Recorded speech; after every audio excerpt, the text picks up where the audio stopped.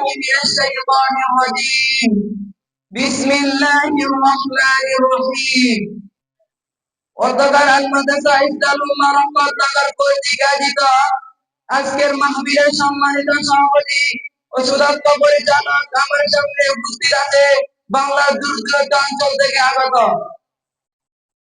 প্রিয় শ্রোতাবৃন্দ, আমরা সর্বপ্রথম ওই মহান রব্বুল আলামিনের দরবারে কৃতজ্ঞতা জ্ঞাপন করি যিনি আমাদেরকে এর মধ্যে যে আশা এবং বসার তৌফিক দান করেছেন। এর জন্য সবাই শুকরিয়া আদায় করে সবাই বলে আলহামদুলিল্লাহ। প্রিয় উপস্থিতি, খেলাফতের মাধ্যমে আমরা যা যা বাস্তবায়ন করতে পারবো। খেলাফত এমন এক শাসন ব্যবস্থা যেখানে আল্লাহ ও তার রাসূলের আইন অনুসারে সমগ্র রাষ্ট্র পরিচালনা করে থাকেন। কোরআনে আল্লাহ তাআলা খেলাফত প্রতিষ্ঠার নির্দেশ দিয়েছেন। আল্লাহ তাআলা সূরা আন-নূরের ৫৫ নম্বর আয়াতে বলেন, ওয়া'দাল্লাহুল লাযীনা আমানু মিনকুম ওয়া আমিলুস সালিহাতি লায়াস্তাখলিফান্নাহুম ফিল আরদ। অর্থাৎ আল্লাহ তাআলা প্রতিশ্রুতি দিয়েছেন, তোমাদের মধ্যে যারা ঈমান এনেছে, সৎকর্ম করেছে, তিনি তাদেরকে পৃথিবীতে খেলাফত দান করবেন।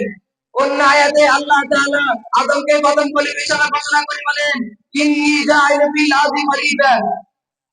আমি পৃথিবীতে একজন খলিফা স্থান করে যাচ্ছি। এখান থেকে বোঝা যায় খেলাফতের মূল ধারণা আল্লাহর ওই নিযুক্ত দায়িত্ব মানুষ পৃথিবীতে তার প্রতিনিধি। প্রিয় উপস্থিতি, ইসলামী খেলাফতের গুরুত্ব আমরা বলেছি, খেলাফতের মাধ্যমে আমরা যা যা বাস্তবায়ন করতে পারবো। এক, ইসলামী আইন প্রতিষ্ঠা করা, কোরআন সুন্নাহ অনুযায়ী বিচার কার্য পরিচালনা করা, ন্যায় বিচার নিশ্চয়তা করা, জিহাদ প্রতিরক্ষা পরিচালনা করা, উম্মতের ঐক্য রক্ষা করা, জনসেবামূলক দায়িত্ব পালন করা। প্রিয় উপস্থিতি, খেলাফত না থাকলে সমাজে কি কি করতে পারে? সমাজে ফিতনা, অরাজকতা, বিভেদ সৃষ্টি হবে, ইসলামী আইন বিলুপ্ত হবে, মুসলিমরা রাজনৈতিক অনৈতিকভাবে দুর্বল হয়ে পড়বে। প্রিয় উপস্থিতি, কাজে হে যুবক, আমাদের তামান্না উজ্জ্বলিত হোক, শহীদি আকাঙ্ক্ষা বুঝে লালন করা, ইসলাম ও মুসলিমদের রক্ষায় নিজের জীবন দিতে প্রস্তুত হও।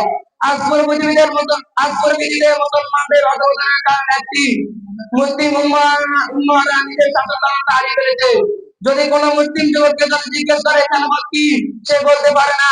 আর আল মুসলিম উম্মাহর কি হালাত, কবে জাগবে মুসলিম উম্মাহ?